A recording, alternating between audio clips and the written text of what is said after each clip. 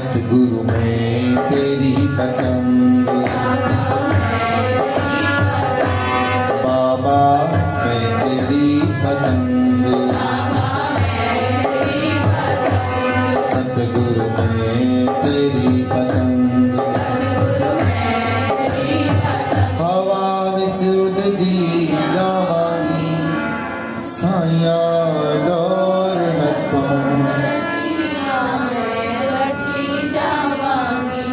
बाबा door हथों,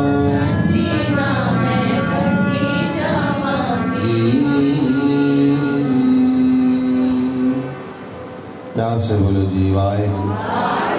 कहिए हरे राम, कहिए सतनाम।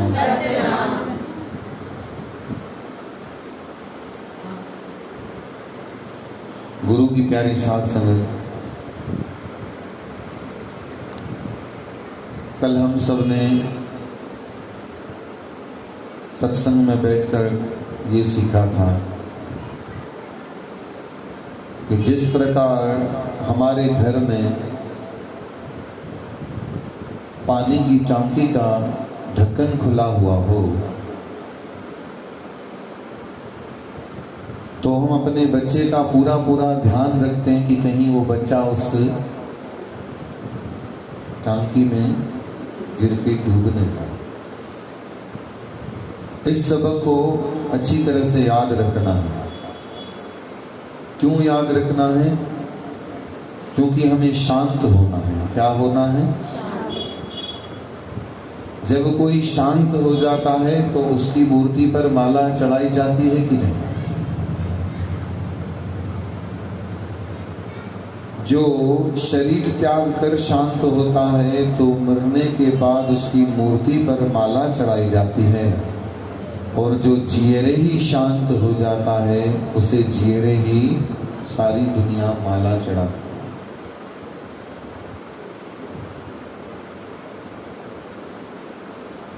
कोई कहे कि पैसे मिल जाएं, हम करोड़पति बन जाएं तो हम शांत होंगे।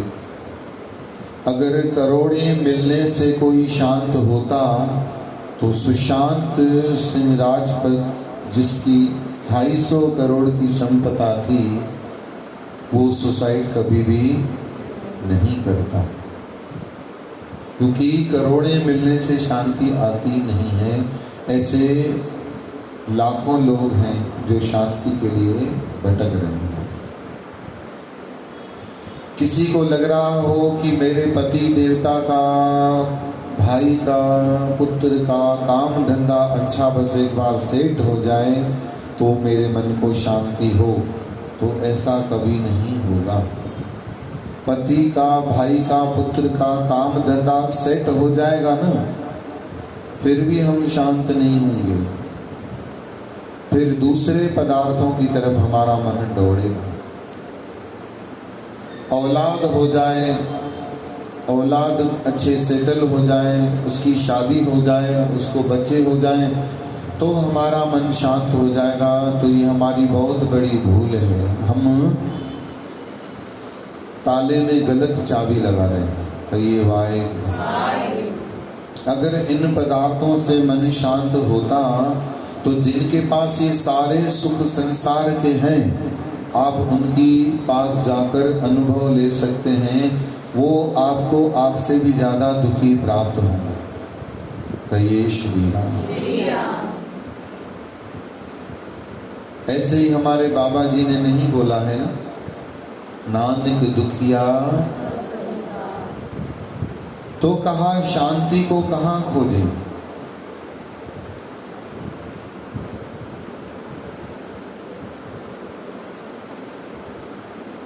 आदरणीय सदगुरु दादा प्रीतम दास जी महाराज जी बताते थे कि शांति को खोजना ही सबसे बड़ी अशांति का कारण है।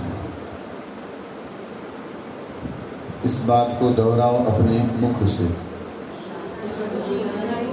शांति को खोजना अशांति है। शांति के लिए शांति का विचार करना भी अशांति है। मुझे शांति कैसे मिले, मुझे शांति कैसे मिले, मुझे शांति कैसे मिले, सबसे बड़ी अशांति तो ये ही है। तो कैसे शांत हुआ जाए? हमारे ऋषि मुनियों ने संस्कृत में फरमाया है, ध्यान से सुनिए। गते शोको न कर्तव्यो भविष्यम नैव चिंतयेत्। बुद्धिमान जीव कभी कभी भी गुजरे हुए समय को सोचकर चिंतित नहीं होता, आने वाले भविष्य के बारे में सोच सोच कर दुखी नहीं होता। कभी मत यूं सोचो कि काश हम ऐसा करते तो आज ऐसा होता। बुद्धिमान का यह कार्य नहीं है। जो लौट गया वो वापस समय आने वाला है नहीं। उसके लिए आप कितने भी माथे दीवार से फोड़ो, वो चला गया। गते शोको न कर्तव्यो भविष्यम नैव चिंतयेत्। भविष्य के लिए चिंतन करना, क्या होगा क्या होगा क्या होगा, ये सोच सोच कर हम अपने आप को अगर व्यथित करेंगे तो कुछ भी होने वाला नहीं। अगर शांत होना है तो न पास्ट में जियो न फ्यूचर में जियो, प्रेजेंट में जियो। वर्तमानेन कालेन वर्तन्ते विचक्षणः। बुद्धिमान जी हमेशा वर्तमान में जीता। अभी आपके समय सामने जो समय है वो ही यथार्थ है, वो ही सच है। आने वाला हमारे हाथ में नहीं, गुजर गया लौट कर आएगा नहीं, ऑप्शन ही नहीं है। शांत होना है तो वर्तमान के साथ चलो। कहिए राम, कहिए श्री राम। इसके अलावा जितना भी सोचोगे, कोरोना तो हुआ नहीं है, हो न जाए हो न जाए हो न जाए, ये सोच सोच के ही शायद कोरोना ना भी होगा, पर ये सोच सोच कर कुछ और जरूर हो जाएगा। वो बम आज नहीं फटेगा तो भविष्य में आगे चलकर किसी दूसरी बीमारी के रूप में आएगा, और आपको कोई बता भी नहीं पाएगा कि ये आपको बीमारी क्यों हुई, क्योंकि आप उसको बता थोड़ी पाओगे कि मैंने 4 महीना कोरोना का इतना भजन किया, इतना भजन किया। भजन करके भगवान को तो खुद के अंदर प्रकट कर नहीं पाए, पर कोरोना को हमने किसी रूप में प्रकट कर दिया। आप सबके समझ में आ रही है जीव को बात? कितना डर रहे हैं लोग कोरोना से। काश इतना भगवान से भय होता। जितना चिंतन, जितनी एकाग्रता हमें दूसरों को देख करके आ रही है, जितना हम दूसरों से दूर भाग रहे हैं, शायद इतना विचारों और विकारों से दूर भागें तो आज हमारी दशा शांत नहीं, सुशांत नहीं, प्रशांत होती। कहिए श्री राम। शांत होने से अच्छा है सुशांत, सुशांत होने से भी अच्छा है प्रशांत। आपने सुना है एक महासागर का नाम है, क्या नाम है?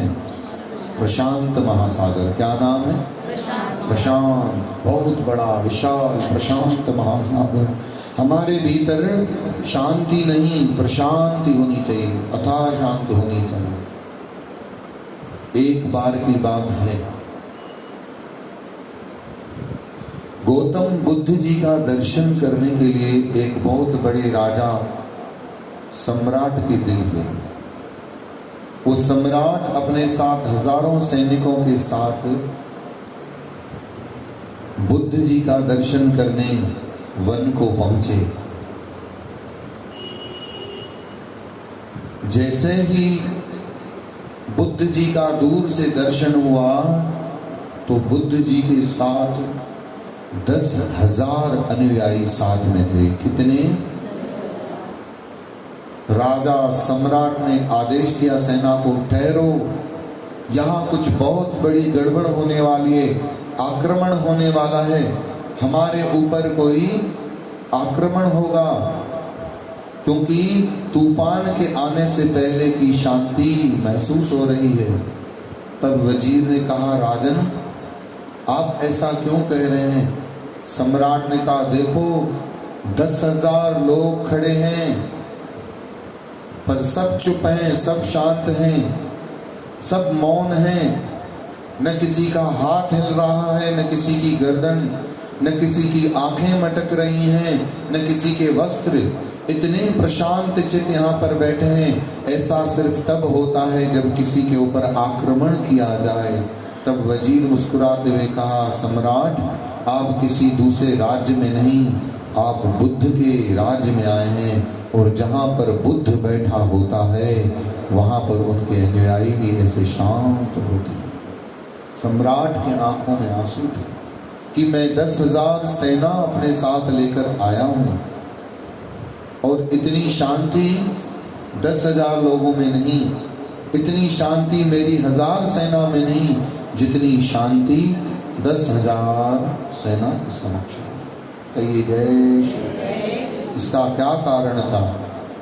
शांति बाहर के पदार्थों से मिली होती तो बताइए, गुरु नानक देव जी के नेत्रों में कभी निहार कर देखो, जो पीरों के पीर, सबसे बड़े दरवेश, अवतार पुरुष, कुछ नहीं उनके आसपास में संसार के सुख, फिर भी इतनी शांति क्यों उनको देख कर आ जाती है? अगर पदार्थों से शांत आती तो जवाब दीजिए, गौतम बुद्ध एक भिक्षु था, उसके पास इतना सुख आनंद कहाँ से आ गया? हम जिंदगी भर ही भटकते रहेंगे पुत्रों में, परिवारों में, संसारों में, पर हमको कभी शांति नहीं आएगी, क्योंकि हम चाबी गलत जगह लगा रहे हैं। कहिए राम।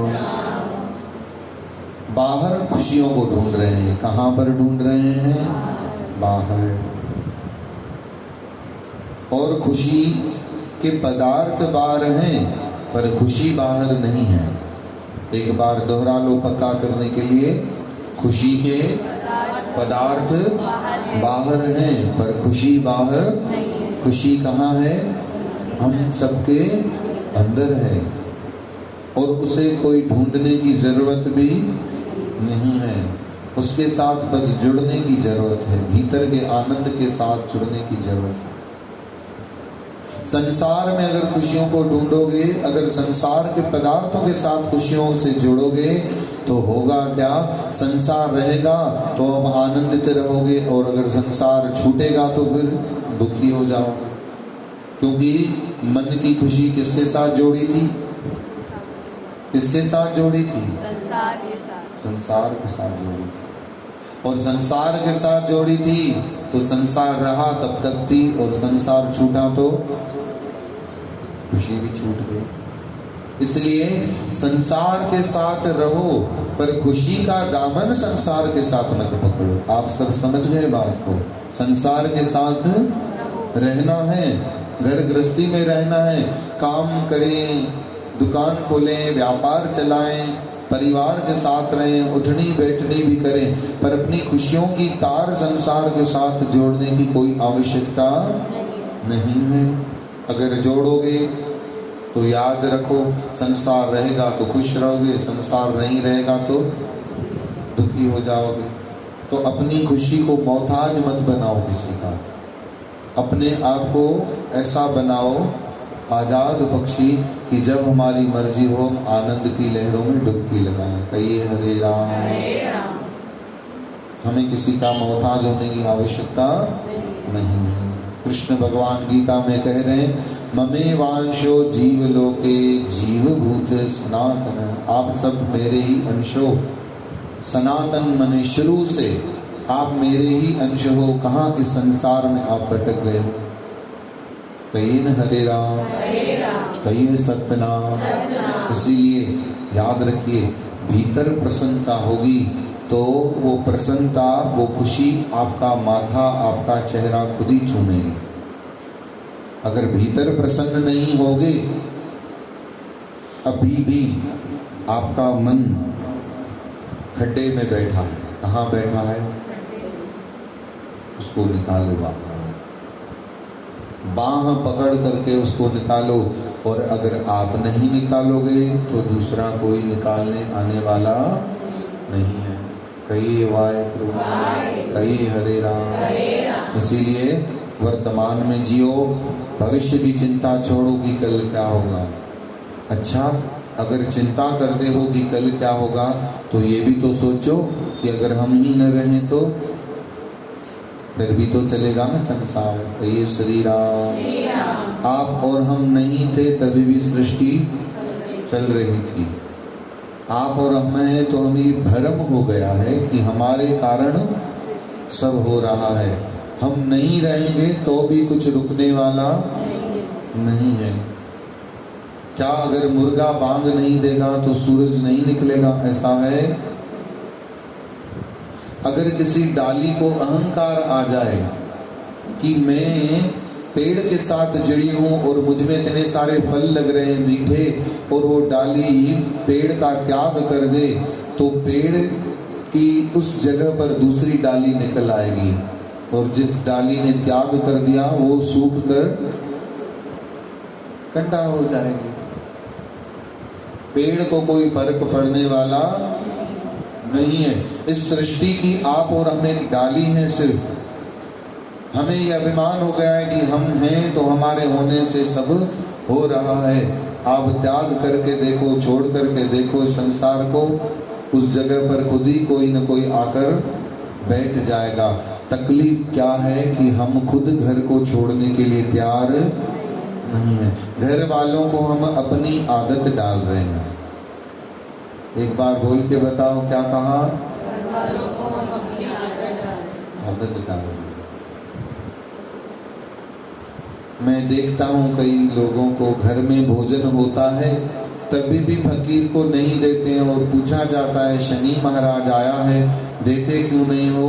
तो बोलते हैं स्वामी जी आज देंगे ना तो अगले शनिवार फिर आकर के खड़ा जरूर होगा, क्योंकि उसे याद होगा कि पिछली बार मिला था तो। और फिर होगा क्या, दोबारा देंगे तो उसे और पक्का हो जाएगा कि यहाँ पर पुकारूंगा तो जरूर, और तीसरी बार दूंगा तो चौथे बार में तो और उसको। आपके घर वाले भी सब शनि महाराज ही हैं। कहिए वाहेगुरु। उनके साथ खड़े रहोगे तो दूसरी बार फिर आपको बोलेंगे शनि महाराज, फिर आपको खड़ा होना पड़ेगा। कहिए श्री राम। और अपने आप को लाचार पाओगे, मजबूर पाओगे। आपके पर तो होंगे पर पिंजरे में कैद महसूस करोगे। और फिर पता है आप एक दिन जब बूढ़े हो जाओगे और वही जिनके साथ जिनको आपने अपनी आदतें डाली थी वो अकेला आपको छोड़ देंगे। और फिर तब क्या होगा पता है?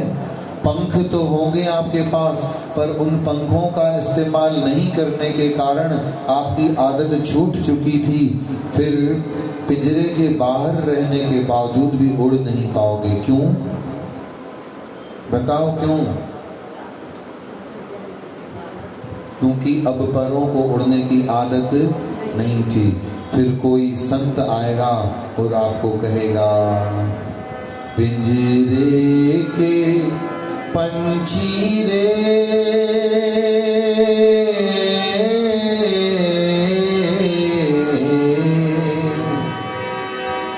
तेरा दर्द न जाने को, तेरा दर्द न जाने को, पिंजरे के पंछी रे,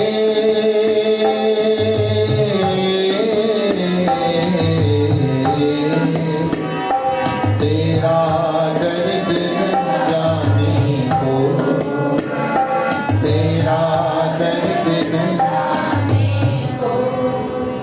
जब उड़ने का समय था हमने शनि महाराज को आदत डाल दी और उड़े नहीं, पिंजरे के अंदर बैठे रहे। और एक दिन ऐसा हुआ कि उन्हीं पिंजरे से घर वालों ने आज़ाद कर दिया कि अब तुम हमारे किसी काम के नहीं हो। फिर पछताओगे और गुरु को याद करोगे कि काश उस दिन गुरु का सबक सीख लेते, इन शनि महाराजों को आदत नहीं डालते, इनके लिए उपस्थित न होकर संतों संगतों गुरुओं के लिए उपस्थित होते, तो इस ओ की घड़ी में आज वो काम आते हैं। कहिए श्री राम। बड़ी प्यारी कथा है। आपको समझना है तो समझने के लिए सुनना होगा।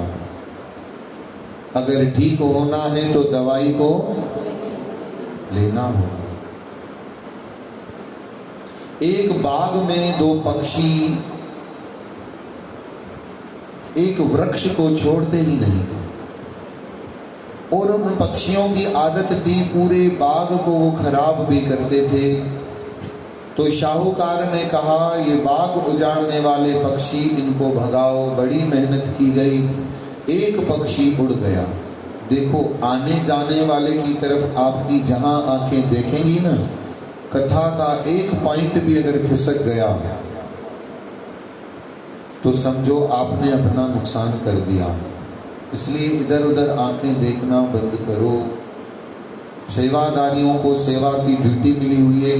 क्या आप तो बैठे हो अकबर बादशाह के सिंहासन पे आराम से, बनी बनाई पे आते हो, बनी बनाई पे जाते हो। कम से कम सेवादारियों को अपनी सेवा करने दो।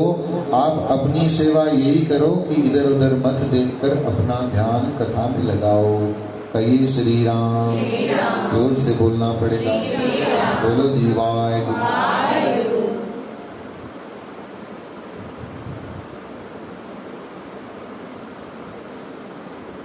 निराश होकर पक्षी उड़ाने वाले बगीचे में आकर कहने लगा, राजन वो पक्षी तो उड़ नहीं रहा, एक तो उड़ गया। तो राजा ने कहा, प्रयास करो दूसरा भी उड़े, किसी होशियार को लाओ।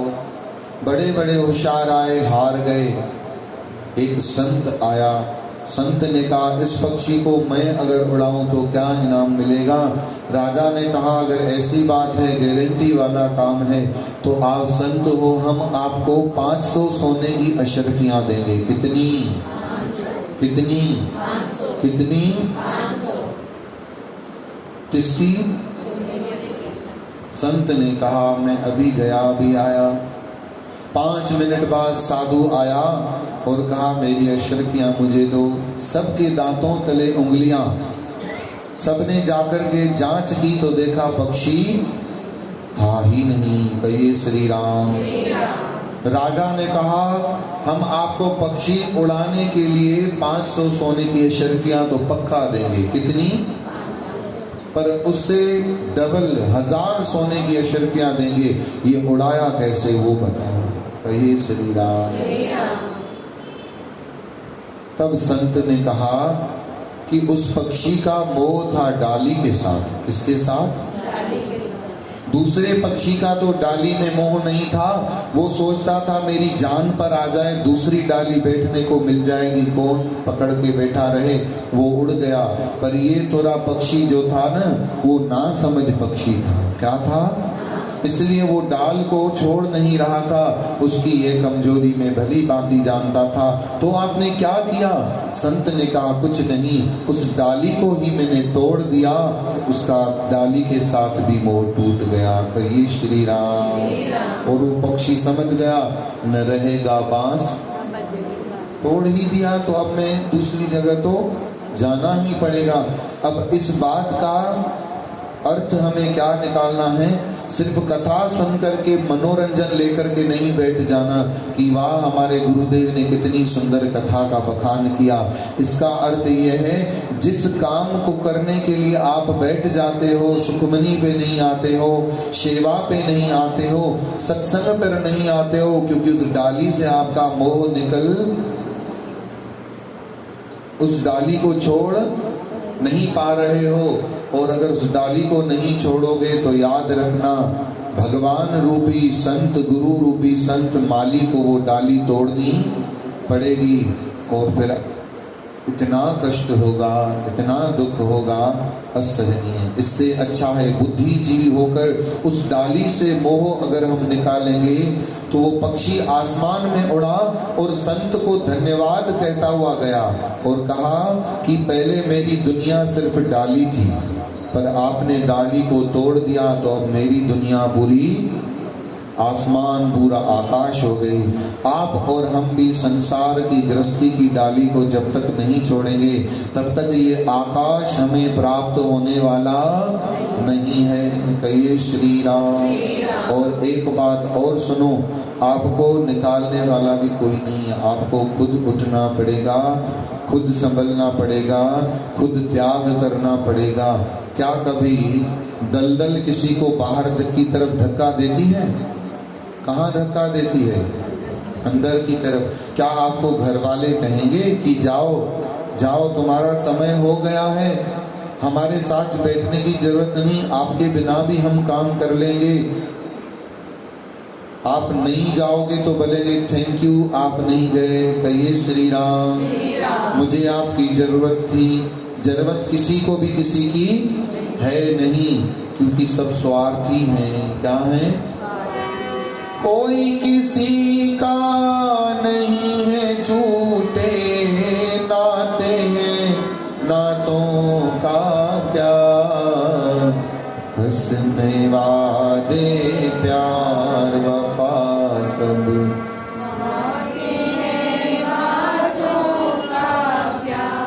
कोई किसी का नहीं है, किसी को हमारी कोई जरूरत नहीं है।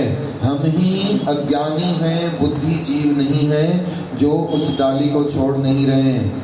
हम शनि महाराज को आदत डाले जा रहे हैं और पक्का करे जा रहे हैं। ईश्वर से जुड़ो, सत्संग से जुड़ो। कहिए श्री राम।